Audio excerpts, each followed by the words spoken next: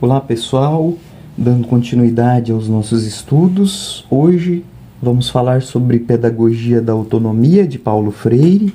Esse livro ele fala da autonomia do professor enquanto educador em contexto escolar e também da autonomia do aluno enquanto educando no contexto escolar. Ensino de forma sistemática. Formação e prática. O que é que Paulo Freire vai nos dizer? Que é necessário que o professor faça um planejamento da aula, ou seja, o ensino dele tem que ser de forma sistemática. Olha, essa aula tem como tema tal assunto, como objetivo geral tal ponto a ser alcançado, objetivos específicos e metodologia de trabalho e conteúdo que vai ser trabalhado. E aí ele fala o quê?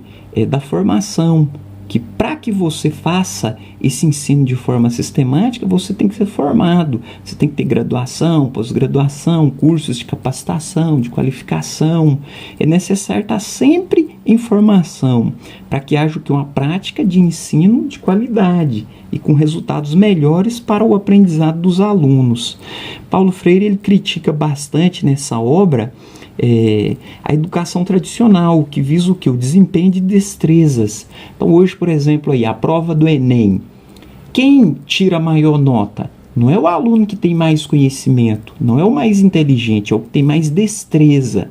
Então ele pega a prova ali, ele avalia ali 90 questões por dia, ele pega as 45 da primeira área, depois ele pega as 45 da segunda e ele usa uma técnica, um desempenho de destreza. E às vezes ele tira uma nota maior do que quem tem mais conhecimento e estudou mais. E ele critica isso. E ele fala também que o sistema tradicional ele é um sistema fatalista. Então, essa expressão ele usa para dizer, olha, você tem esse problema. Se ele tem um desempenho de destreza, ele não vai saber. Às vezes o aluno lá do primeiro ano, entrou na escola hoje, ele decorou ali aquele conteúdo a ser respondido, ele responde e acabou. Depois ele não vai nem lembrar mais disso. Então, por isso, Paulo Freire fala que o sistema tradicional é fatalista. O aluno aprende ali, mas ele não sabe nem por que e para que ele está usando aquilo ou vai usar. E Paulo Freire também fala da experiência e da prática de sala de aula, né, na pedagogia da autonomia, sobre o professor ter autonomia para trabalhar o seu conteúdo, a melhor maneira de se explicar, de se fazer com que o aluno compreenda a sua aula. E aí tem os parâmetros curriculares nacionais que diz o que fazer e como fazer. E o professor, ele precisa, é até contraditório que Paulo Freire vai dizer, que o professor precisa ter o quê? A leitura de ver o que é possível fazer da melhor forma possível, porque nem sempre tudo que está previsto nos parâmetros é possível ser feito. Então, Paulo Freire discute esse assunto na pedagogia da autonomia e coloca essas questões. E ele fala também que não há docência sem discência. Para que você tenha um professor dentro de uma sala de aula, é preciso ter alunos. Então, quer dizer, os alunos têm que ser encorajados a estudarem, a permanecerem em sala de aula, porque senão não vai ter o professor ali. Né? E quem ensina, aprende. E quem aprende também ensina. Paulo Freire coloca essa questão que quando o professor vai dar uma aula, ele precisa pesquisar aquele assunto, aquele tema no livro didático, em outras fontes. Então ele está pesquisando, ele está aprendendo. E quando ele vai ensinar, o aluno faz perguntas que às vezes ele vai ter que vamos dizer assim, elaborar os seus conceitos e vai, nossa, eu nem tinha pensado nisso. É verdade, é isso mesmo, é por isso. Então, quer dizer, o aluno também no contexto escolar acaba ensinando o professor com perguntas, com questionamentos e colocações que o professor também às vezes nem saberia passar a aprender nesse momento que ele está ensinando. Paulo Freire fala que ensinar exige rigorosidade metódica e reflexão crítica.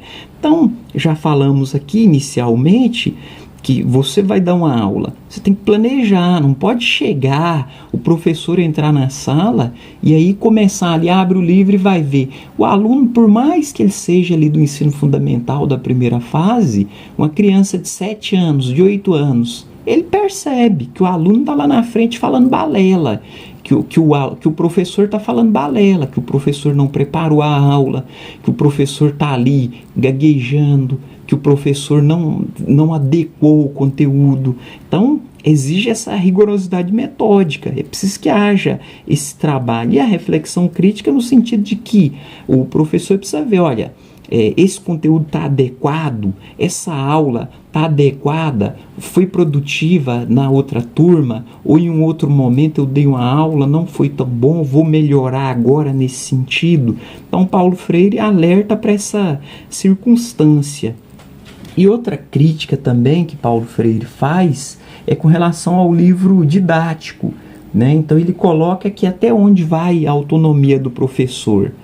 Então, por exemplo, algumas questões traz lá o livro, já traz a resposta. Você pega o livro lá, tem qual desses animais faz parte da cadeia alimentar do leão? Aí aparece um coelho e já vem embaixo escrita a resposta, o coelho.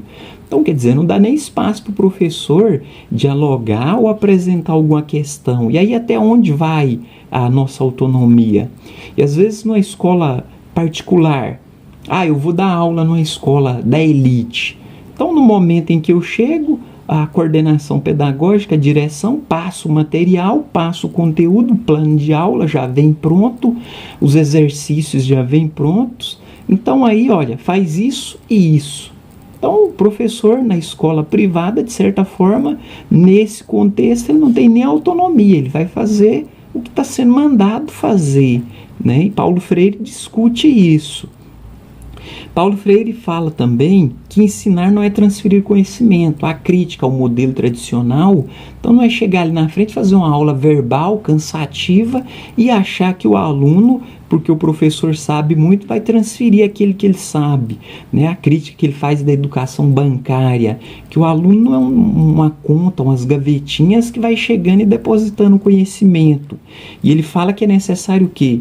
Interação professor-aluno, o uso da cultura, da linguagem, da comunicação, para que o conhecimento possa ser adquirido pelo aluno, né? E Paulo Freire vai dizer também sobre a questão do ser humano inacabado, né? Que é na sua incompletude, que ele precisa aprender, que ele precisa conhecer, precisa se desenvolver, e também que ele não está totalmente subordinado a esse sistema capitalista, às regras e normas impostas pela sociedade.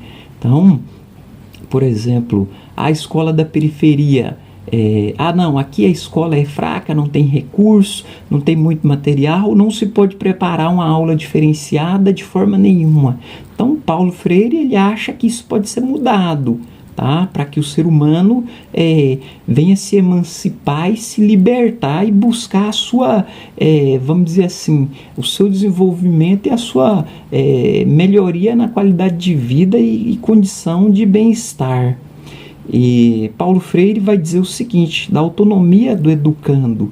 Então, precisa que o professor também, o educador, veja que o educando, quando chega, a criança no primeiro ano, 7 anos, 6 anos, começou hoje, primeiro dia de aula, ela já tem uma autonomia, ela já tem conhecimentos prévios.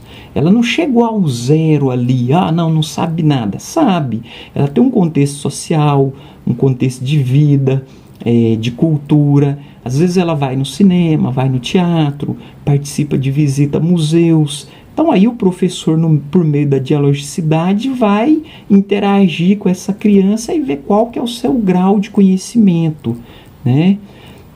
Paulo Freire fala que ensinar exige competência profissional, comprometimento, liberdade, autoridade, saber escutar e querer bem. Então, para ser professor, a pessoa tem que ter formação, tem que gostar do que faz e querer fazer o seu trabalho. Não basta a pessoa, quem dá aula de manhã, levanta, vai, enfim, chega lá, não está preocupado com o aluno, não está preocupado com a aprendizagem, com o trabalho, e simplesmente vai porque é obrigado a ir ou porque não achou coisa melhor. Então, Paulo Freire discute essa questão. E Paulo Freire fala também sobre o poder da ideologia do professor em sala de aula. No diálogo, o contexto social, a prática educativa, ele vai dizer que ensinar exige mais do que conhecimento sobre a matéria, exige posicionar-se com a autoridade. Então, o que Paulo Freire vai dizer? O professor está dando aula, ele precisa, a educação para ele não é neutra, a educação para ele é um ato político. Então, ensinar para ele exige um posicionamento. O professor, ele vai usar essa caneta preta, para dar uma aula. Bom, se ele vai usar essa caneta, ele escolheu a cor preta por alguma razão, por algum motivo. E se ele escolhe a cor branca? Ele escolheu por outro motivo. Então, Paulo Freire ele diz o seguinte, olha, o professor vai fazer um trabalho, ele precisa se posicionar. Ele escolheu a cor preta por tal motivo e por tal razão. Eu entendo que a cor preta é mais adequada e por esse motivo eu vou usá-la. Então ele fala que exige esse posicionamento. E ele fala que é um ato político porque o não utilizar a caneta preta também é um ato político. Ou seja, eu não vou usar a caneta preta. Ele está se posicionando aqui contrário. Por qual razão? Eu quero uma cor clara. Eu quero uma cor verde, vou usar uma verde amarela. É Semana da Pátria. Eu vou usar uma branca porque está na Páscoa. Eu vou distribuir depois uma lembrancinha e eu vou utilizar para combinar. Então é um ato político. E aí ele fala que é preciso se posicionar com a autoridade. E Paulo Freire fala também sobre a questão que cabe ao professor ter esperança e lutar para melhorar a educação, não ser só mais um passador de conteúdos.